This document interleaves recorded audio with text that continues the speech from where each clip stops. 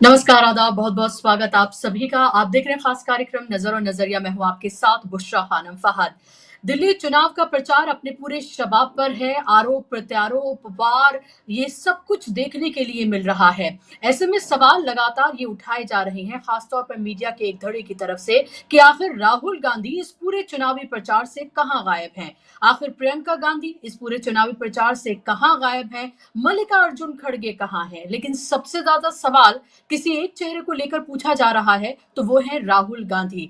राहुल गांधी ने अब तक एक रैली की है और वो रैली थी सीलमपुर में, जिसमें हजारों की तादाद में लोग उनको सुनने और देखने के लिए आए थे। उसके बाद लगातार 3 रैलियां उनकी प्रस्तावित थी। एक के बाद एक 2 रैलियां उनकी रद्द कर दी गई, कैंसिल कर दी गई और एक रैली हुई जहां राहुल गांधी नहीं पहुंचे। ये बताया गया लगातार पार्टी की तरफ से ये बताया जा रहा है कि राहुल गांधी की तबीयत ठीक नहीं है और बताया जा रहा है कि अभी भी उनकी तबीयत इतनी ठीक नहीं है, बेहतरी है उसमें, अभी भी तबीयत उनकी नासाज है, गला खराब है और उनको वायरल है और इस वजह से अभी भी वो चुनावी मैदान में नहीं आ पा रहे हैं। लेकिन अब नया शेड्यूल जो है वो सामने निकल कर आया है, जिसमें ना सिर्फ राहुल गांधी बल्कि प्रियंका गांधी, मल्लिकार्जुन खड़गे, सब लोग आखिरी हफ्ते में जमकर प्रचार करने जा रहे हैं और ना सिर्फ रैलियां की जाएंगी बल्कि ये बताया जा रहा है कि डोर टू डोर कैंपेन भी किया जाएगा।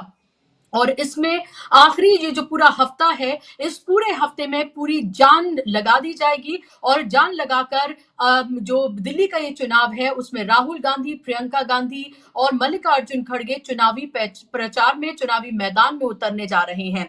मैं आपको ये भी बता दूं कि भले ही 70 की 70 सीटों पर कांग्रेस पार्टी लड़ रही हो, लेकिन वो स्ट्रेटेजिकली जिन सीटों पर वो मजबूत है उस पर वो कंसंट्रेट कर रही है और ऐसी लगभग 20 सीटें हैं, 15 से 20 सीटें हैं जिस पर फोकस करके कांग्रेस पार्टी प्रचार अपना करना चाहती है, जिसमें खास तौर पर एससी और मुस्लिम वोटर्स की तादाद ज्यादा है, क्योंकि पार्टी को ये लगता है कि राहुल गांधी लगातार जिस तरह से विचारों की लड़ाई लड़ रहे हैं, संविधान लोकतंत्र को बचाने की जो बात कर रहे हैं, जातिगत जनगणना की जो बात कर रहे हैं, लगातार माइनॉरिटीज के जो मसले लगातार उठा रहे हैं, उससे उनका एक जनाधार इस तबके में बेहद मजबूत हुआ है, जिसको हमने लोकसभा के चुनाव में देखा, जहां 400 पार की बात नरेंद्र मोदी कर रहे थे, उनकी पार्टी कर रही थी और 240 पर वो सिमट गए थे।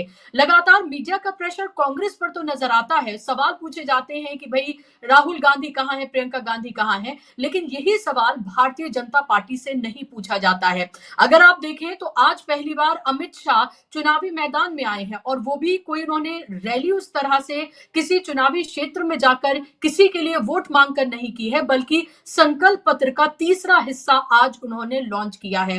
जी हां, भारतीय जनता पार्टी 3 हिस्सों में उसने अपना संकल्प पत्र लॉन्च किया और ये बताया जा रहा है कि अभी इसके और कई हिस्से भी आने बाकी हैं और इस पर आम आदमी पार्टी ने तंज भी किया है। आम आदमी पार्टी ने तंज करते हुए ये कहा है कि आप बिजली फ्री, पानी फ्री, इस सब का ऐलान मत कर दीजिएगा अमित शाह जी, ये तो पहले से ही दिल्ली वालों को मिल रहा है। तो अमित शाह ने आज पहली बार रैली की है। नरेंद्र मोदी भी उस तरह से अभी चुनावी मैदान में पूरे दमखम के साथ नहीं उतरे हैं। जेपी नड्डा की अभी तक कोई रैली नहीं हुई है। बताया गया बीजेपी के सूत्रों के हवाले से कि कल 2 रैलियां जेपी नड्डा की प्रस्तावित थी, लेकिन वो दोनों रैलियां नहीं हो पाई क्योंकि उस तरह से भीड़ नहीं जुट पाई, जिसका अंदाजा जेपी नड्डा को था कि तो दिल्ली है, यहाँ पे शायद उनके कार्यकर्ता बड़े पैमाने पर हैं, लेकिन और साथ के साथ उनके एमपीज भी हैं, लेकिन उसके बावजूद जिस तरह से भीड़ आनी चाहिए थी वो नहीं आई और जेपी नड्डा को अपनी दोनों ही सभाएं कैंसिल करनी पड़ी।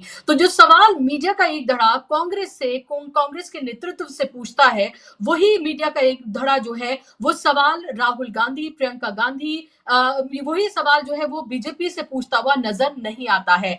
और मैं आपको सुनवाना चाहूंगी, सुप्रिया श्रीनित ने जब उनसे सवाल पूछा गया कि आखिर जो शीर्ष नेतृत्व है वो कहाँ है, वो क्यों नहीं रैलियां कर रहे हैं, तो पूरा का पूरा खाका उन्होंने बताया कि आखिर कब कब और किस किस तरह से रैलियां की जाएंगी और अब तक क्यों नहीं की गई हैं। सुनिए आप क्या कुछ कहा सुप्रिया श्रीनित ने। मुझे लगता है कि हम सब लोग अधिकृत प्रवक्ता हैं। हमने बिल्कुल सावगोई से जो सच था उसको आपके सामने रखा है। राहुल गांधी जी की तबीयत को लेकर अब आप लोग अटकलें लगाएंगे कि क्या वो नाराज है या नहीं, तो ये तो बात बनेगी। मौसमी, राहुल जी नाराज थे, सीलमपुर चले गए। राहुल जी नाराज हैं, बेलगाम नहीं गए।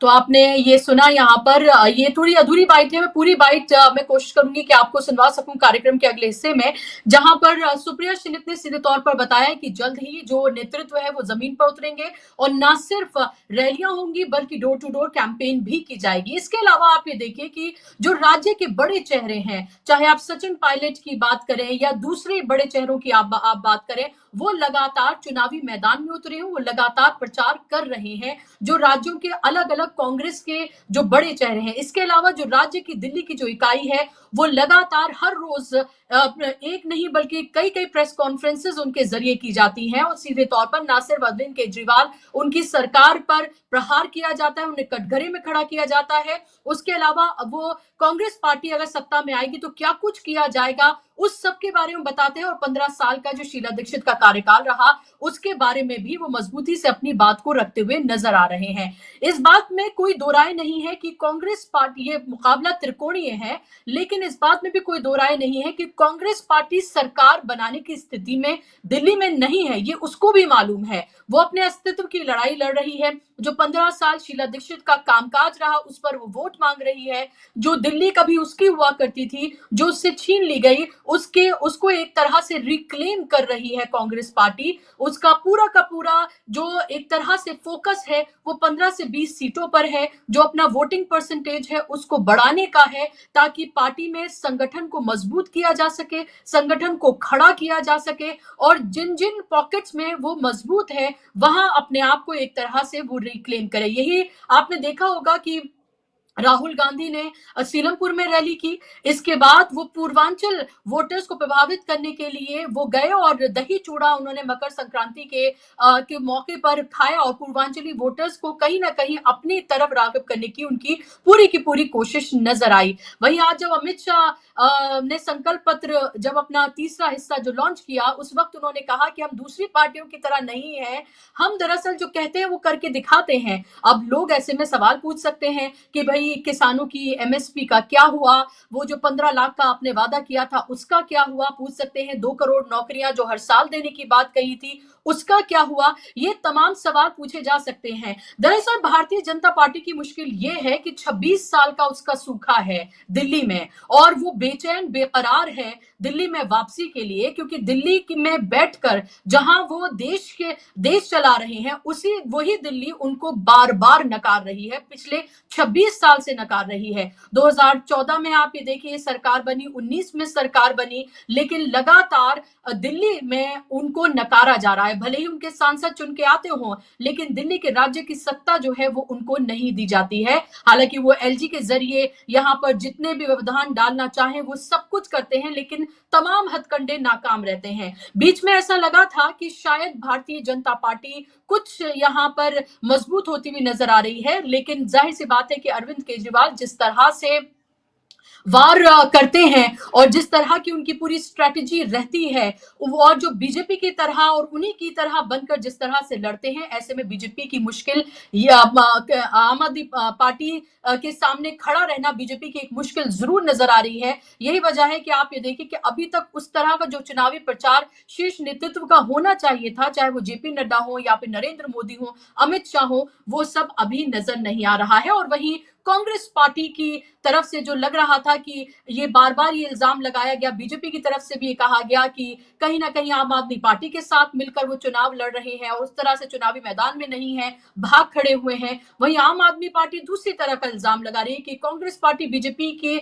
साथ मिली हुई है। तो यहाँ इस तरह के आरोप प्रत्यारोप आपको देखने के लिए मिल रहे हैं, लेकिन अब देखना ये होगा कि 26 और 27 तारीख ये बताया जा रहा है कि तब से कांग्रेस पार्टी अपना चुनावी प्रचार पूरे दमखम से आखिरी हफ्ता जो है उसमें वो करेगी, उसका कितना असर देखने के लिए मिलेगा, आज इसी पर चर्चा करेंगे। और इस पर बात करने के लिए मेरे साथ खास मेहमान जुड़ गए हैं। स्क्रीन पर आप मेहमानों को ले आइए। जिनसे अपनी चर्चा का हम आगाज करेंगे कि आखिर आखिरी हफ्ते में राहुल गांधी, प्रियंका गांधी, मल्लिकार्जुन खड़गे और जो स्टार प्रचारक हैं पूरे दमखम के साथ अगर उतरते हैं तो कितना असर इसका देखने के लिए मिलेगा और क्या जो टारगेट किया जा रहा है कांग्रेस की तरफ से 15 से 20 सीटें जो जिस पर उसको लग रहा है वो मजबूत है, उनमें से सीटें उसकी कुछ हाथ आ जाए, क्या वो सब कुछ हो पाएगा? ये एक बड़ा सवाल है। आज इसी पर हम चर्चा करेंगे, इसी पर बात करेंगे। मेरे साथ खास मेहमान जुड़ गए हैं। अगर मेहमान देख सकते हैं आप स्क्रीन पर दो खास मेहमान मेरे साथ अनिल सिन्हा जी हैं, सीनियर जर्नलिस्ट है, जाना माना चेहरा है।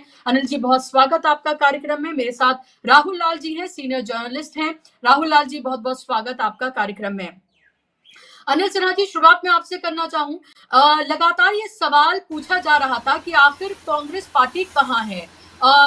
जब राहुल गांधी ने पूरे दमखम से जब वो उतरे सीलमपुर में, जब उन्होंने रैली की और उसके बाद लगातार केजरीवाल को जब उन्होंने कटघरे में खड़ा किया तो लगा कि अब वो कांग्रेस बिल्कुल आर पार के मूड में है। लेकिन फिर बीच में जो उनकी रैलियां प्रस्तावित थी वो नहीं हो पाई। लेकिन अब फिर से बताया जा रहा है कि राहुल गांधी, प्रियंका गांधी और शीर्ष नेतृत्व जो है वो फिर से मैदान में उतरेंगे। क्या आपको लग रहा है आखिरी हफ्ते में दमखम अगर दिखाती है कांग्रेस पार्टी तो क्या आपको लगता है कि वो जो चाहती है वो उसको हासिल हो पाएगा, जो उसका टारगेट है वो उसका हासिल हो पाएगा? क्या ये स्ट्रेटेजी आपको ठीक लगती है कांग्रेस की? देखिए, क्या एक तो कैंपेनिंग में तो राहुल गांधी का जो ये हुआ उससे कमजोरी तो आई, क्योंकि वो नहीं कर पाए और निश्चित तौर पर बीमारी की वजह से किया होगा उन्होंने, क्योंकि और कोई वजह ये जो मीडिया का आकलन पर जाना नहीं चाहिए, वो तो सवाल ही नहीं है। लेकिन कांग्रेस एक आइडियोलॉजिकल प्रेजेंस उसका दिल्ली के चुनाव में हो चुका है, इसीलिए कि जो दो मतलब जो आपने कहा ना कि एक आइडियोलॉजिकल फाइट कर रहे हैं वो जो है बहुत इम्पोर्टेंट है, क्योंकि जो दलित है या मुसलमान है उसकी एक नेशनल लेवल की फाइट ऑलरेडी चल रही है, जिसमें कांग्रेस बहुत आगे है। स्पेसिफिकली अगर आप देखें दिल्ली के बारे में, तो दिल्ली में भी उसका आइडियोलॉजिकल इंटरवेंशन बहुत ही स्ट्रांग है, क्योंकि शाहीन बाग का आंदोलन हो, चाहे जामिया मिलिया इस्लामिया का मामला हो, चाहे दिल्ली के दंगे हो, वो उसकी कंसिस्टेंसी जो है, आइडियोलॉजिकल कंसिस्टेंसी जिसको आप कहेंगे, तो वो जो है वो जारी रहा। तो ये कंसिस्टेंसी और बल्कि जो मैसेजिंग कहते हैं, वो मैसेजिंग आम आदमी पार्टी ने ऑलवेज दिया कि वो एक तरह से हिंदुत्व की बी पार्टी, मैं तो बी टीम ही मानता हूँ उसको आइडियोलॉजिकली, उसमें कुछ छिपा हुआ भी नहीं है। हाँ, हनुमान चालीसा पाठ से लेकर के जितना भी उनका मौका, मतलब जहां भी आपने देखा होगा कि गुजरात में उन्होंने प्रपोज भी किया था गुजरात इलेक्शंस के दौरान कि लक्ष्मी जी का फोटो लगा दो, तो इसका आप सोच सकती हैं कि उनका माइंडसेट और उनकी जो वैचारिकी, जिसको आप वैचारिकी कहते हैं या वैचारिक धरातल कहते हैं, वो क्या है। तो ये जो है, इसके मुकाबले कांग्रेस एक आइडियोलॉजिकली जो जिसको आइडियोलॉजिकल प्रेजेंस कहते हैं, वो उपस्थिति उसकी ऑलरेडी है। और जो जिस तरह से उसने कैंडिडेट सेलेक्ट किए हैं, जैसे संदीप दीक्षित, या ये एक रिवाइवल, एक ओल्ड ग्लोरी जो है पार्टी की, उसको रिवाइव करने के लिए की दिशा में भी वो दिखाई देता है, क्योंकि वहां पर एक ये इम्पोर्टेंट, इसकी तुलना मोदी जी से नहीं होगी केजरीवाल की, उनकी तुलना शीला दीक्षित से होगी, क्योंकि शीला दीक्षित उनके पहले जो चीफ मिनिस्टर थी, उनसे उनकी तुलना होगी कि वो कैसा चलाती थी या किस तरह का कि दिल्ली उन्होंने बनाई। तो ये बहुत इंपॉर्टेंट है। तो कांग्रेस के पास एक आइडियोलॉजिकल प्रेजेंस भी है, एक चेहरा भी एक तरह से शीला दीक्षित आप समझ लीजिए कि है नहीं, लेकिन वो चुनाव एक तरह से उनके ही लीगेसी पे ये चुनाव हो रहा है कांग्रेस के लिए। तो ये फर्क है। और अब है क्या कि ये इसको कैंपेनिंग में मैं आपको बोलूंगा कि अभी भी चाहे बीजेपी हो चाहे कांग्रेस हो, आम आदमी पार्टी से नीचे है, इसमें कोई डाउट नहीं है। इसीलिए आम आदमी पार्टी से नीचे है कि कैंपेनिंग में आम आदमी पार्टी का हाथ कोई नहीं पकड़ सकता है, चाहे वो 2014 में पहली बार 2013 में चुनाव लड़ रहे थे या उसके बाद लड़ रहे थे, वो उसको कोई पीछे उनका हाथ नहीं पकड़ सकता। इसीलिए कि वो एक जो मॉडर्न टेक्निक्स है प्रचार के, जिसको पोस्ट ट्रूथ एरा कहते हैं, प्रोपेगेंडा की जो ये है का माहौल है, उसमें वो नंबर 1 है इंडिया में। अभी भी मैं बीजेपी को मानूंगा कि अगर ये 50% है तो वो 55% है, मतलब 19-20 का ही फर्क है, लेकिन 20 आपको केजरीवाल को देना पड़ेगा। क्योंकि मैं पिछले 2-3 दिन मतलब संयोग से मैं सोशल मीडिया पर देख रहा था, जो इन्फ्लुएंसर्स हैं, इंटरनेशनल लेवल के इन्फ्लुएंसर्स हैं, जिनकी 1-1 करोड़ 10-10 20-20 लाख जो है ये यूट्यूब पे और जो सोशल मीडिया पर जिनका व्यूअरशिप है जिनकी, वो उनके लिए कैंपेन कर रहे हैं। उनकी एक डॉक्यूमेंट्री भी अनब्रेकेबल जो है, जिसको कि इजाजत नहीं मिली, वो जो है ध्रुव राठी जैसे इन्फ्लुएंसर ने दिखाया। मैं ध्रुव राठी को बहुत ही रैशनल, सेकुलर और बहुत ही तेज और समझदार मानता हूं, बहुत ही प्रोग्रेसिव है, लेकिन उनके में अनब्रेकेबल मतलब नॉनसेंस है। मतलब ध्रुव राठी ने कर दिया, इसका मतलब कि वो सच्चाई कह रहे हैं, ऐसा नहीं मानना चाहिए। इसीलिए कि क्या अनब्रेकेबल, वो तो पूरे 10 साल मोदी के चरणों में झुका रहा और हिंदुत्व के खिलाफ कोई काम नहीं किया केजरीवाल जी ने, और उसको वो अनब्रेकेबल उसका बनाया गया है। ओनली जो है एक मतलब कल्ट ये बनाने के, जो जैसा कि 2014 में किया था, 2014 के पहले जो अन्ना हजारे का, वही लिगेसी, उसी को नैरेटिव को आगे बढ़ा रहा है। और फिर एक दूसरा है कि मंगल मोहक करके है, उसका भी मैं देख रहा था राहुल गांधी पर, उन्होंने कल या परसों ही बहुत ही डेरोगेटरी जिसको आप कहते हैं ये निकाला है, मतलब वीडियो निकाली है, और उसमें उनको कहा है क्या कि ही वो डिजर्व नहीं करते हैं इंडिया, मतलब ये कांग्रेस को लीड करने का, अपोजिशन को लीड करने का। कोई एक ऐसा आदमी मुझको हिंदुस्तान में अभी बता दीजिए कि राहुल गांधी के अलावा जो आदमी इस निजाम के खिलाफ, जो कि इस कॉरपोरेट तानाशाही के खिलाफ, ये कम्युनलिज्म के इसके खिलाफ, इसकी एंटी डेमोक्रेटिक ये क्या कहते हैं अपीयरेंस के खिलाफ किसी ने अगर फाइट की हो, और इतनी ताकत से जो कंसिस्टेंट हो, जो कि जिसको कि लोगों ने मना किया कि आप सावरकर का नाम मत लो, लेकिन उसने सावरकर का, उनके एलाइज ने मना किया, उनके पार्टी के लोगों ने मना किया, वो सावरकर का नाम ले रहे हैं। वो लोगों ने कहा कि आप अडानी का नाम इतने इस तरह से नहीं लेना चाहिए। उनके स्ट्रॉन्गेस्ट एलाइ जो थे महाराष्ट्र में, उन्होंने ऐसा कहा, लेकिन उन्होंने रिफ्यूज किया। तो ये जो है, ये मैं कहूंगा कि जो सोशल मीडिया का कैंपेन है या जो गोदी मीडिया का कैंपेन है, उसमें बीजेपी से भी आगे ये क्या कहते हैं केजरीवाल जी हैं। और मुझको लग रहा है कि केजरीवाल जो है को पूरा समर्थन है उसमें, वो उसका फर्स्ट प्रेफरेंस अभी भी जो है कि ये है। अब कुछ स्टैटिस्टिक्स पर नजर डालें, देखिए क्या है कि 33-34% प्लस वो उनका 2000 के इलेक्शंस के बाद से बीजेपी का वोट है, जिसमें कि लास्ट टाइम इजाफा हो गया, 38% से ऊपर चला गया। तो वो उनका वोट परसेंटेज घटा नहीं है, ये आप जान लीजिए।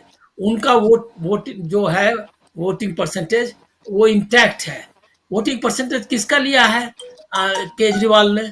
उन्होंने बसपा बहुजन समाज पार्टी जो कि 14% तक चली गई थी 2008 में, और कांग्रेस 40%, ये दोनों को मिलाकर के इसीलिए 50% से ऊपर का उसका वोट है। तो और जो बाकी छोटे जो निर्दलीय या कोई किसी को 1%, किसी को 2% मिलता था, उनका वोटिंग परसेंटेज उन्होंने काट लिया। तो जो अपोजिशन स्पेस था, एंटी बीजेपी स्पेस, उसको वो ऑक्युपाई कर रहा है। अब देखिए कि आयरनी ये है कि जो अपोजिशन स्पेस जो है, हालांकि इसमें इधर उधर भी होने की संभावना है। कुछ कांग्रेस के लोगों ने भी बीजेपी को वोट दे दिया होगा, और बीजेपी के कुछ लोगों ने केजरीवाल को भी हुआ होगा। इसका जानने का कोई हमारे पास ऑथेंटिक सर्वे नहीं है कि वो कितना इधर उधर हुआ, लेकिन ये जो ब्रॉडली जो अपेरेंटली जो बाहर से दिख रहा है, वो ऐसे ही एनालाइज कर सकते हैं आप। तो अब देखिए कि अगर वो दलित और मुसलमान वोट अगर बाहर आ जाता है उनके खेमे से, तो उनका वोटिंग परसेंटेज कहाँ रहेगा? वो 28%, 27%, 30% के आसपास रहेंगे ज्यादा से ज्यादा। मतलब अगर मान लेते हैं कि बीएसपी और कांग्रेस का अगर मान लिया 15% ही मान लेते हैं, और बीएसपी का जो हाईएस्ट था 14%, उसको आप 10% ही मान लेते हैं, तो ये वोटिंग जो है 15 और 10 25 से 30% के बीच में आता है। तो ये 25 से 30% के बीच में इनका आम आदमी पार्टी का वोटिंग परसेंटेज होगा। अब क्या इसके आधार पर वो मतलब ये कर सकती है, सरकार बना सकती है? तो मेरा मानना ये है, अगर बीजेपी, अब बीजेपी के लेकिन साथ जो डिसएडवांटेज है वो देख लीजिए, उसका वोटिंग परसेंटेज मैं 100% श्योर हूं, उनका वोटिंग परसेंटेज गिरने वाला है, क्योंकि जो आपने कहा चुनाव में लोग भीड़ नहीं आ रही, ये सब उनका वोटिंग परसेंटेज इसलिए घटेगा क्योंकि इस बार मोदी कोई फैक्टर नहीं है, अब मोदी को कोई उम्मीद नहीं है। और जिस तरह की फाइट दिल्ली में उन्होंने रोड अटकाने की कोशिश की, इनके रास्ते में, केजरीवाल के रास्ते में, ये जो बार बार फाइट दिखी एलजी और चीफ मिनिस्टर के बीच में, इसका बुरा असर पड़ेगा, क्योंकि लोगों को ये बात जरूर उनके ध्यान में आता है कि केजरीवाल जो है वो उनको ये काम नहीं करने दे रहे हैं। तो इसीलिए बीजेपी के वोटिंग परसेंटेज में कुछ वोट जरूर कटेंगे, ऐसा मेरा ध्यान है। तो मैं ऐसा देखता हूं कि एक हंग असेंबली के आसार है, और नहीं तो बहुत मार्जिनली आम आदमी पार्टी जीत सकती है, ऐसा मेरा। अब चूंकि 10-15 दिन बचा है, तो इसीलिए अपन इतना मतलब से ज्यादा नहीं है, तो अपन इतना कह सकते हैं। बिल्कुल। और अगर ग्राउंड पे जाएं, क्योंकि मैं लगातार लोगों के बीच जाकर उनसे बात भी कर रही हूं, तो ये नजर आता है कि बीच का एक हिस्सा लगा था कुछ दिन के लिए कि शायद भारतीय जनता पार्टी पहले से ज्यादा गेन करती हुई नजर आ रही है, लेकिन आम आदमी पार्टी ने मजबूती से कमबैक किया है, इसमें कोई दो राय नहीं है। और वो जितना अग्रेसिवली लड़ते हैं, बिल्कुल वो शायद बीजेपी से, जिस तरह से अब अनिल जी ने कहा कि एक हाथ आगे जाकर ही वो लड़ते हुए नजर आते हैं, ये साफ तौर पर लगता है, क्योंकि केजरीवाल को ये पता है कि उनके पास ले देकर ये राज्य है, पंजाब है उनके पास, लेकिन वहां की परिस्थितियां बिल्कुल अलग होती हुई नजर आ रही हैं। लेकिन दिल्ली उनके लिए अस्तित्व की लड़ाई है, ये कांग्रेस के लिए कहा जाता है कि अस्तित्व की लड़ाई है, लेकिन आप ये समझिए कि ये अरविंद केजरीवाल के लिए सबसे ज्यादा अस्तित्व की लड़ाई है। दिल्ली उनके हाथ से चला जाना यानी कि सब कुछ चला जाना, यहीं से उन्होंने अपनी सत्ता की शुरुआत की थी। लेकिन राहुल जी, कांग्रेस की रणनीति को आप किस तरह से देखते हैं? क्या अरविंद केजरीवाल का डर यह भी है कि जिस मुस्लिम वोट बैंक जो लगभग 12 सीटों पर प्रभावित है और 16.8 के करीब जो एससी वोट बैंक है, अगर वो उनसे छिटक जाता है और वो कांग्रेस की तरफ चला जाता है, तो उनकी मुश्किलें इस इलेक्शन में खासी बढ़ सकती हैं। यही वजह है कि वो भ्रष्टाचारी नरेंद्र मोदी को कहते हैं, अमित शाह को कहते हैं, और तीसरे नंबर पर वो राहुल गांधी का नाम लेते हैं कि राहुल गांधी भ्रष्टाचारी हैं। हालांकि जब उनसे पूछा जाता है कि कौन उनका पसंदीदा प्रधानमंत्री रहा, तो वो मनमोहन सिंह का नाम लेना नहीं भूलते हैं। और आज अलका लांबा ने कहा था कि उन्होंने उनके ऊपर किस किस तरह के इल्जाम लगाए, उनको माफी मांगनी चाहिए। तो ये एक तरह की लड़ाई तो हम देख रहे हैं कि बिल्कुल कांग्रेस आर पार की लड़ रही है। लगातार उनका स्टेट लीडरशिप जो है बहुत सख्त अल्फाज में अपनी बातों को रख रहा है। क्या इसका असर आप जमीन पर होता हुआ देख रहे हैं? और अब जबकि ये बताया जा रहा है कि टॉप लीडरशिप अब डोर टू डोर कैंपेन भी करेंगे और लगातार पूरी ताकत अपनी झोंकेंगे, क्या इसका असर आप देखेंगे आने वाले चुनाव में, ये जो 5 तारीख को वोट डालेगी जब जनता? देखिए बुस्सा जी, ग्राउंड पे जो हम लोग भी जा रहे हैं, आप भी लगातार हैं दिल्ली एनसीआर में, मैं भी लगातार ग्राउंड को देख रहा हूं। ये बात तो तय है कि भारतीय जनता पार्टी के लिए मुश्किलें और कठिनाइयां काफी ज्यादा बढ़ी हुई हैं इस वक्त बुस्रा जी, कि वो उनके विरुद्ध जो उनकी भूमिका थी, जिस तरह से केजरीवाल ने लगातार उनके ऊपर आरोप लगाए कि वो काम नहीं करने देते, और वो जनता ने महसूस भी किया कि केंद्र राज्य के टकराव काफी बड़े स्तर पर है।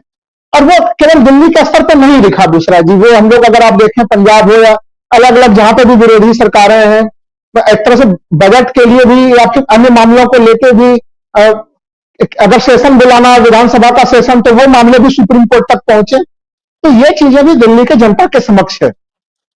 लेकिन कांग्रेस की उपस्थिति जमीन पे कहां पे है? हमें लग रहा है कि कांग्रेस कम से कम 25 सीटें ऐसी हैं बुस्रा जी जिसके ऊपर कांग्रेस ने काफी ज्यादा फोकस किया हुआ है। जमीन पे जाके देखिए, एक तो मीडिया के हवाले से जो जानकारियां आती हैं उसको तो छोड़ दिया जाए, लेकिन अगर जमीन पे हम लोग देखें कि कांग्रेस के लोग कहां पे काफी ज्यादा मेहनत करते हुए नजर आ रहे हैं और कहां पे जनता में वो मैसेज पहुंचता हुआ भी दिखाई दे रहा है। आप भी जा रहे हैं, हम लोग भी जा रहे हैं, बहुत सारे जगह लोग जो है कि अचानक से आपको बोलते हुए मिलेंगे। जो 2015 के चुनाव में कांग्रेस का नाम लेने वाला कोई नहीं दिख रहा था, 2020 के चुनाव में भी कांग्रेस का नाम लेने वाला जनता की तरफ से कोई नहीं दिखाई दे रहा था। इस बार जनता अपने तरफ से एक विकल्प के रूप में कई जगह पर हम लोग जाते हैं तो मतदाता कांग्रेस का भी नाम लेते हैं। तो ऐसे स्थिति में किस प्रकार से राहुल गांधी, प्रियंका गांधी को कांग्रेस के जो वरिष्ठ नेता हैं, अगर वो जमीन पर आकर चुनाव प्रचार करेंगे, जो कि करेंगे ही। हम लोगों ने देखा था कि हरियाणा के चुनाव में भी लास्ट के समय में राहुल गांधी गए थे, तो वरिष्ठ नेता आखिरी समय में ही जाते हैं। भारतीय जनता पार्टी की तरफ से भी दूसरा जी देखिए, जो उनके तरफ से जानकारी आ रही है शायद प्रधानमंत्री की पहली रैली जो है वो 29 जनवरी के आसपास से शुरू होगी, वो भी 29 जनवरी के आसपास से अपना कैंपेन शुरू करेंगे। 4-5 रैलियां उनकी होनी है, जो अभी तक प्रारंभिक जानकारियां आ रही हैं। तो जरूर गोदी मीडिया ये सवाल या भारतीय जनता पार्टी ये सवाल पूछती है। अब देखिए, कांग्रेस के ऊपर तो आरोप लगा देना कितना आसान काम है दूसरा जी। बीजेपी उसको सीधे सीधे कांग्रेस को घोषित कर देती है कि कांग्रेस आम आदमी पार्टी की बी टीम है, और आम आदमी पार्टी घोषित कर देती है कि वो बीजेपी की बी टीम है। तो बीजेपी और कांग्रेस को ही एक बना देने जैसे आरोप लगा दिए जाते हैं। तो दिल्ली की जनता बड़ी संभली है, और हमें लग रहा है कि जो निर्णय ले रही है, अब आप सोच के देखिए, प्रधानमंत्री कहते थे कि भाई शॉर्टकट के पॉलिटिक्स के ऊपर उन्हें विश्वास नहीं है, जो रेवड़ी कल्चर है उसके ऊपर प्रधानमंत्री के कितने कठोर हमले वाले बयान है। आज बीजेपी का घोषणा पत्र का पार्ट 3 आ चुका है दूसरा जी। अब जो कांग्रेस कर रही है कर्नाटक में, कांग्रेस ने जिन घोषणाओं को कर्नाटक में किया, जो जमीन पे लागू है, हिमाचल प्रदेश में लागू है, जिसका लाभ भारतीय जनता पार्टी को लाडली बहना के रूप में मध्य प्रदेश में मिला, महाराष्ट्र में वो कहते हैं कि उसी के कारण से हम जीते। अब वो उसको देने का वादा दावा दिल्ली में किया जा रहा है। 500 रुपया गैस सिलेंडर का वादा बीजेपी की तरफ से हो रहा है। तो देखिए, बीजेपी तो बहुत ज्यादा सवालों के दायरे में है। वो कहते हैं कि होली और दीपावली में मुफ्त सिलेंडर दिए जाएंगे दूसरा जी। जनता ही की तरफ से जब हम लोग ग्राउंड पे जाते हैं तो लोग कहते हैं कि भाई उत्तर प्रदेश की सीमा बगल में लगी हुई है। 2022 में योगी आदित्यनाथ जी ने जो है कि घोषणा किया था कि जब वो जीतेंगे तो होली और दीपावली के अवसर पर जो है कि निःशुल्क सिलेंडर उपलब्ध कराया जाएगा।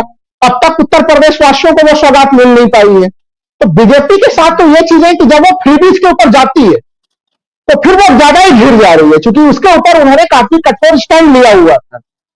लेकिन जब यह आरोप कांग्रेस के ऊपर लगता है कि क्या कांग्रेस अपना चुनाव प्रचार ढंग से नहीं कर रहे, तो आपने बड़ा सही चीज भूमिका में रखा था दूसरा जी कि भाई अमित शाह जी कब नजर आ रहे हैं। जब आज बीजेपी का घोषणा पत्र सामने आना है तब अमित शाह नजर आ रहे हैं। तो आपको अगर कांग्रेस की रणनीति को देखें तो महिलाओं को 2500 रुपया देने की जब घोषणा कांग्रेस ने की थी, उस दिन दूसरा जी वो घोषणा किसने की थी? डीके शिवकुमार, जो कर्नाटक के उप मुख्यमंत्री हैं। कर्नाटक में उस योजना के, जो महिलाओं से संबंधित योजनाओं के शिल्पकार माने जाते हैं, वो आके घोषणा कर रहे थे। कांग्रेस को अगर बहुत ज्यादा गर्व है अपनी चिरंजीवी योजना के ऊपर, जो कि राजस्थान में अशोक गहलोत ने बड़ी सफलतापूर्वक लागू किया था, कांग्रेस जब उसी स्कीम की घोषणा दिल्ली में कर रही है तो अशोक गहलोत के माध्यम से वो घोषणा कराए जा रहे हैं। तो हमें लग रहा है कि कांग्रेस के चुनाव कैंपेन को अगर हम लोग देखें तो वो जिस तरह से कांग्रेस चुनाव कैंपेन, इलेक्शन कैंपेन करती है, उसी दृष्टि से कर रही है। हाँ, अनिल जी के इस बात से मैं भी सहमत हूं कि देखिए, भारतीय जनता पार्टी का एक हम लोग आलोचना करते हैं कि वो काम कम करती है, प्रचार ज्यादा करती है।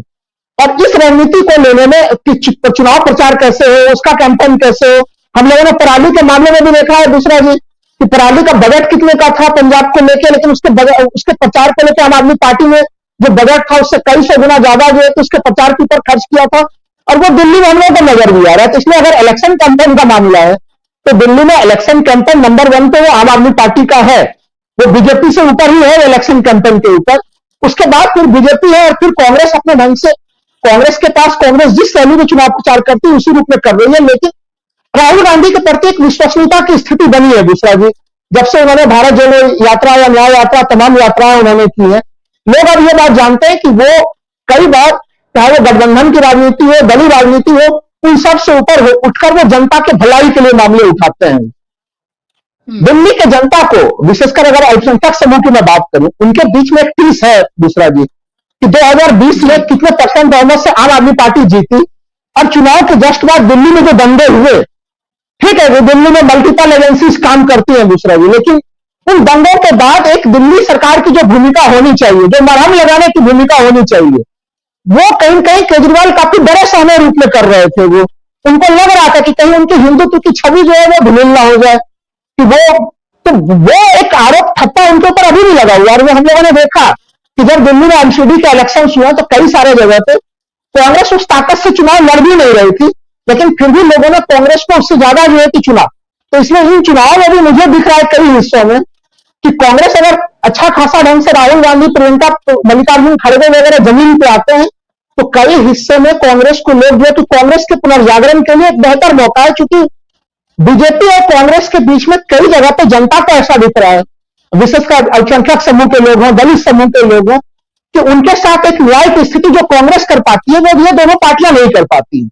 लेकिन हाँ, जी आम आदमी पार्टी के भी अपने डिलीवरी सिस्टम रहा है, उस डिलीवरी सिस्टम के माध्यम से उन्होंने भी विश्वास जगाया, चाहे वो फ्री बिजली हो, फ्री पानी हो, महिलाओं का फ्री जो है कि बस यात्रा वाली स्थिति हो।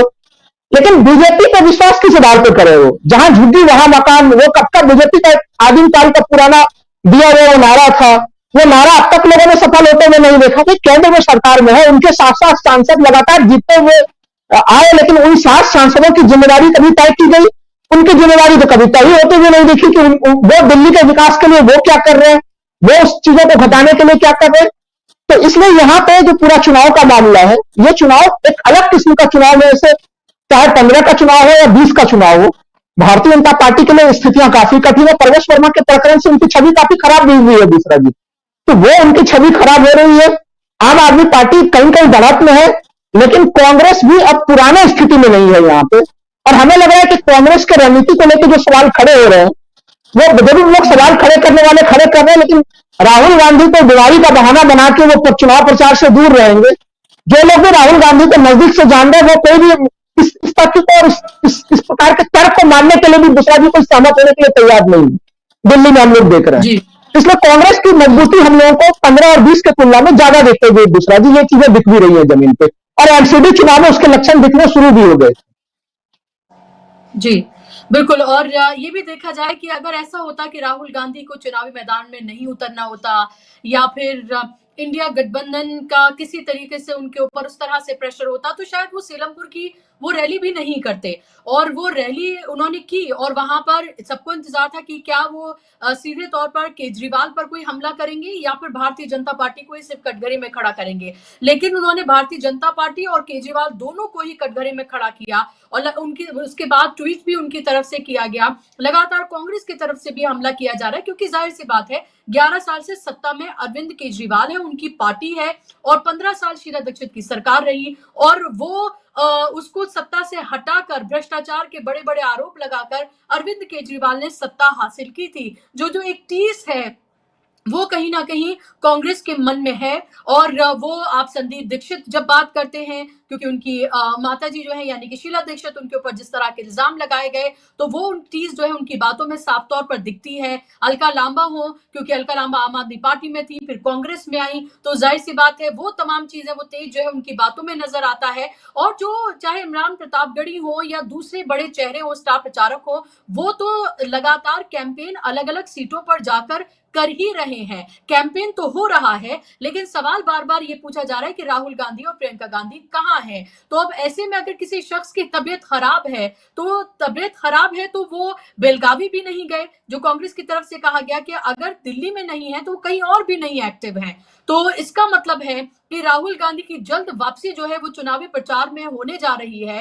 प्रियंका गांधी भी चुनावी प्रचार करेंगी, डोर टू डोर कैंपेन भी वो करेंगी। और ऐसे में सवाल अनिल जी ये कि जो लोग भारतीय जनता पार्टी से भी त्रस्त हैं, क्योंकि लगभग 10.5 साल की केंद्र में उनकी सरकार है, लोगों को ये भी पता है कि साथ के साथ एमपी जिताकर दिल्ली में भी भेजे गए, लेकिन एमपीज ने भी कुछ नहीं किया। तो आप अगर आम आदमी पार्टी को कटघरे में खड़ा कर रहे हैं, तो आप भी उसके लिए उतनी ही जिम्मेदार हैं, क्योंकि ये पूर्ण राज्य नहीं है। एलजी के जरिए किस तरह से परेशान सताया गया था वो भी लोगों के सामने है। तो क्या आपको लगता है कि जो अरविंद केजरीवाल के काम से भी खुश नहीं है, बीजेपी को वोट नहीं करना चाहते हैं, तो वो कांग्रेस को कहीं ना कहीं एक उम्मीद के तौर पर देख रहे हैं? देखिए, ये तो पक्का है, क्योंकि उनको एक ऑप्शन दिया है, विकल्प के रूप में कांग्रेस आई है सामने। और निश्चित तौर पर बहुत सारे ऐसे लोग हैं जो दिल्ली में, तो जो दिल्ली का जो शासन है वो तो ज्वाइंट है ना, वो तो एक तरह से दोहरी शासन प्रणाली जिसको कहते हैं वो है, कि आधा काम उनके पास है और आधा इनके पास है। जो मेजर काम है वो भी फंड भी उन्हीं को देना है। तो मतलब उनका तो कोई इंडिपेंडेंट सोर्स है नहीं, उनको सेंट्रल फंड ही उनका इम्पोर्टेंट है। थोड़ा बहुत जो म्युनिसिपल कॉरपोरेशन को जो टैक्स होते हैं उसी टाइप का सोर्स है उनके पास, वो भी पैसे उनको लेने पड़ते हैं उनकी इजाजत से खर्च करने हैं। तो इसीलिए लोगों को, सबको दिल्ली में पता है कि ये जो है, जो सरकार है, उनको उनके ही सहारे चलना है और वो ही चला रहे हैं पूरी तरह से। एलजी का रोल देख लीजिए, या अब जैसे लॉ एंड ऑर्डर है तो होम मिनिस्ट्री के पास है, उसमें उनका कोई रोल ही नहीं है, जो कि एक मेजर कैंपेन का मुद्दा होता है हर एक स्टेट में, वही उनके पास नहीं है। उसके बाद जो है डीडीए भी तो उनके ही पास है, तो उनके पास है क्या, कुछ है, ज्यादा नहीं, छोटा मोटा वाटर सप्लाई वगैरह इस टाइप का है। सोशल वेलफेयर में भी जो पैसा आएगा उसको डिस्ट्रीब्यूट करना है, उनका अपना सोर्स रिसोर्सेस, वो टैक्स तो उस तरह से लगा नहीं सकती जो जिस तरह से बाकी स्टेट्स लगाते हैं। तो ये जो है, ये दोनों का एंटी इनकम्बेंसी के लिए एक विकल्प दिया, कांग्रेस ने दिया है, इसलिए वो मिलेगा। लेकिन एक और बात का जिसका ध्यान दिलाना जरूरी है कि एक सोशल इक्वेशन भी वहां काम कर रहा है। वहां देखिए किसको प्रचार के लिए रहा है, पूर्वांचलियों के लिए ले आए वो योगी आदित्यनाथ को, उसके बाद धामी जो है वो कर रहे हैं, इसके लिए क्या कहते हैं, उत्तराखंड के लोगों को लिए। तो वो जो फोकस कर रही है कि आम आदमी पार्टी का कोई उस तरह का कंस्टिट्यूएंसी नहीं है स्पेशली कि उत्तराखंडी और पूर्वांचली, उसने एक जनरल कंस्टिट्यूएंसी बनाई है लोअर मिडिल क्लास की और मिडिल क्लास की।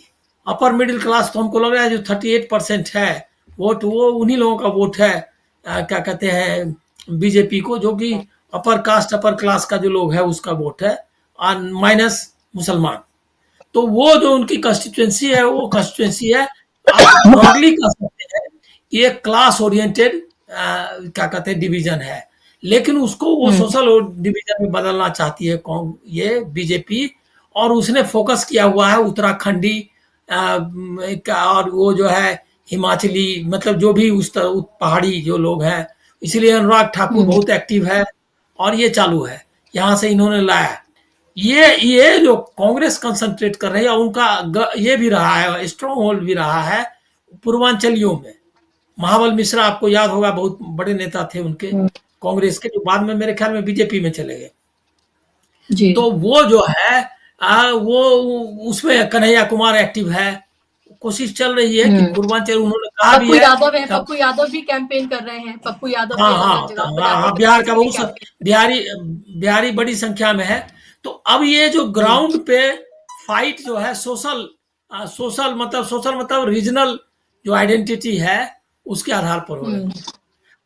अगर देखें कांग्रेस को, एक और है कि कांग्रेस इस पर भी फोकस कर रही है और बीजेपी भी फोकस कर रही है, लेकिन एडवांटेज कांग्रेस इस मामले में है कि उसको जो मुसलमान है, दलित है, इसके पास रीच आउट करने के लिए बहुत सारे मुद्दे हैं, और एक बहुत बड़ी वैचारिक जो है, एक जो समझ लीजिए कि वैचारिक अस्त्र है उसके पास, जिसके सहारे वो वहां पहुंच सकते हैं। जय भीम का नारा उन्होंने ये किया, साथ में लाया है जय बापू के। तो जो नई कांग्रेस है, जो राहुल गांधी के भारत जोड़ो यात्रा के बाद से बनने लगी और बनी है, उस नई कांग्रेस जो वैचारिक धरातल है, वो उसमें मुसलमान और दलितों के लिए बहुत कुछ है देने के लिए। और ये सब देखिए, ये सब बोल रहा है कि हम 2500 देंगे, हम 3000 देंगे, हम 2000 देंगे, हम टिकट फ्री करेंगे, हम महिलाओं को ये देंगे, हम स्वास्थ्य के लिए ये देंगे। ये अब ये कॉमन हो गया, वो सब बोल रहे हैं। सबके पास ये भी कहने के लिए, बीजेपी और इनके पास, दोनों के पास ये कहने के लिए कि हम देखो महाराष्ट्र में हम लाडकी बहन योजना दे रहे हैं, हम मध्य प्रदेश में लाडली बहन योजना, तो वहां भी क्या कहते हैं, उनके जो वेलफेयर स्कीम्स हैं, सोशल सिक्योरिटी स्कीम्स है, यहाँ के क्या कहते हैं कर्नाटक के, वो उनके पास है। तो इसीलिए सबके पास है। ये हमको लग रहा है कि अब बहुत इंप्रेस करने वाला नहीं है, लेकिन एक चीज है कि कुछ डिलीवरी की है, जैसा राहुल ने बताया, आम आदमी पार्टी ने, जैसे महिलाओं को फ्री बस टिकट। अब वो जो है, जो महिलाएं रोज यात्रा करती हैं अपनी आजीविका के लिए, यहाँ के बदले वहां काम कर रही हैं, वहां सब्जी बेच रही हैं, उनको जो है केजरीवाल को वोट देंगी पक्का है जी। तो इस तरह से इस तरह से वहां का डिवीजन चल रहा है। लेकिन सबसे बड़ी बात मैं कहूंगा कि दिल्ली से एक तरह से समझिए कि हमारा वाशिंगटन है, वहां इंटेलेक्चुअल डिस्कोर्स होना चाहिए था। आम आदमी पार्टी क्या है, कांग्रेस क्या है, नेशनल मतलब नेशन का फ्यूचर क्या है, ये डिबेट नहीं है। जो वैचारिक, जो क्या कहते हैं, जो आइडियोलॉजिकल इंटेलेक्चुअल डिबेट डिस्कोर्स चाहिए था, वो इस चुनाव में नदारद है। ये बहुत ही दुखद है। और कैंपेनर कौन है? प्रवेश वर्मा है, अनुराग ठाकुर है, मतलब बीजेपी की तरफ से तो वही है। केजरीवाल की तरफ से हमको लग रहा है उनको एक जरूर घाटा हुआ है, अब उनके पास वैसे पुराने बहुत सारे नेता नहीं है। मतलब पहले क्या था, कई फेसेस उनके पास थे। आतिशी एक है अभी, मतलब चीफ मिनिस्टर है तो है, लेकिन इसके अलावा उन्होंने धीरे धीरे सबको, सौरभ भारद्वाज और आतिशी दिखते हैं, लेकिन उनका कितना ग्राउंड पे असर है मुझको मालूम नहीं। पहले उनके पास जी एक स्कोर लीडरशिप थी, जो हमको लग रहा है कि उसका अभाव हो गया है। बिल्कुल। और लेकिन केजरीवाल के लिए सबसे मजबूती की बात यह है कि उनके चेहरे पे ही चुनाव लड़ा जाता है। जैसे मोदी के चेहरे पर चुनाव लड़ा जाता है, वैसे दिल्ली में केजरीवाल के चेहरे पर चुनाव लड़ा जाता है। और लोग अगर पूरी लीडरशिप में अगर किसी की बात करते हैं सबसे ज्यादा, तो वो केजरीवाल ही हैं, तो उनके लिए सबसे मजबूत बात है। वहीं कांग्रेस की बात करें या भारतीय जनता पार्टी की बात करें, दोनों के पास उस तरह के चेहरे नहीं। अब बीजेपी के पास तो हमेशा से ही दिल्ली में चेहरों का अभाव रहा।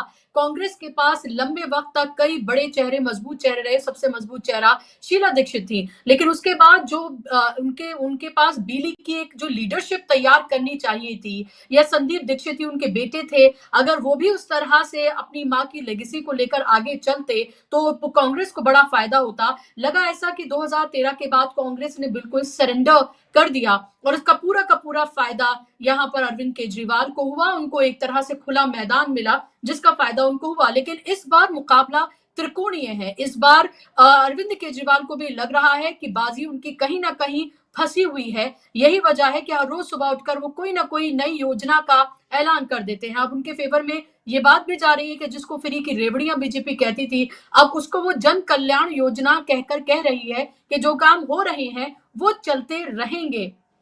आखिर में आपसे राहुल लाल जी, संक्षेप में आपसे मेरा सवाल कि क्या आपको लग रहा है कि अभी भी एज आपको आम आदमी पार्टी को दिखती है? आपको लगता है कि केजरीवाल एक ऐसा चेहरा है और जिस तरह से वो लड़ रहे हैं कि एक एज है, लेकिन उनको कहीं ना कहीं वो डर भी है कि वो पॉकेट्स उनसे कहीं चली ना जाएं, जो उनकी तरफ आई थी, खासतौर पर दलित और मुस्लिम वोट?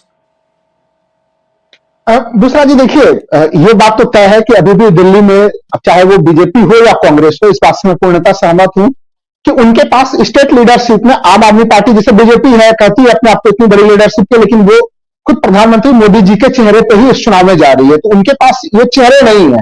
और इसका भरपूर लाभ दूसरा जी अरविंद केजरीवाल उठाते भी हैं। आपको याद होगा पिछले बार उन्होंने पोस्टर जो है तो लगा दिया था कि लोगों को अरविंद केजरीवाल चाहिए या मनोज तिवारी चाहिए, वो बनाम करके। इस बार भी वो पोस्टर लगा रहे हैं कि अरविंद केजरीवाल वर्सेस गाली गलौज पार्टी। इस तरह के पोस्टर से दिल्ली पटी पड़ी हुई है अभी इसमें।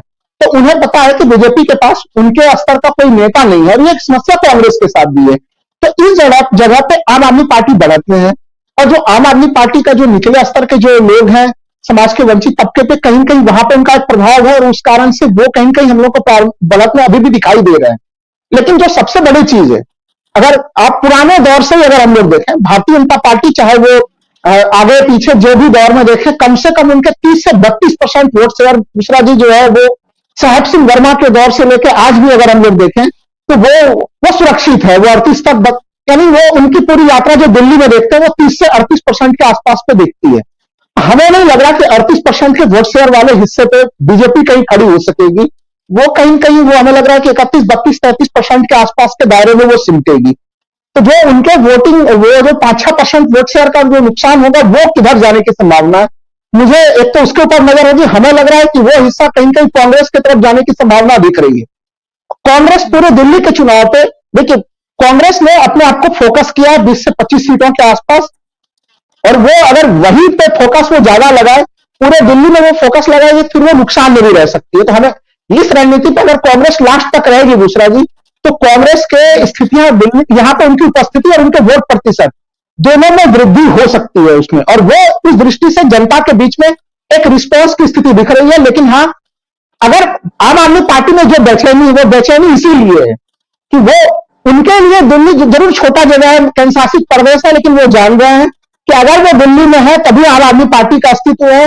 लेकिन अगर अल्पसंख्यक वोटर्स, दलित वोटर्स में कांग्रेस सेंधमारी करने में सफल हो जाती है तो दिल्ली का जो सुरक्षित किला है अरविंद केजरीवाल का, वो किला ढह सकता है। और यही कारण है कि आम आदमी पार्टी 2015 या 20 की तरफ सुरक्षित या उस तरह से इत्मीनान से नजर नहीं आ रही है, वो भी एक घबराहट के दायरे में नजर आ रही है। तो वो चुनौती कांग्रेस के कारण से मिली हुई चुनौती है। चूंकि देखिए 10 साल जब आप एक लंबे पीरियड शासन में रहते हैं तो एक एंटी इनकम्बेंसी फैक्टर है, वो स्टेट गवर्नमेंट के विरुद्ध भी है दूसरा भी, और वो बीजेपी के विरुद्ध भी है, और वो एंटी इनकम्बेंसी फैक्टर वाले लोग कांग्रेस की तरफ देख रहे हैं। ये डर है आम आदमी पार्टी के लिए कि वो इस फैक्टर से कैसे निपटे।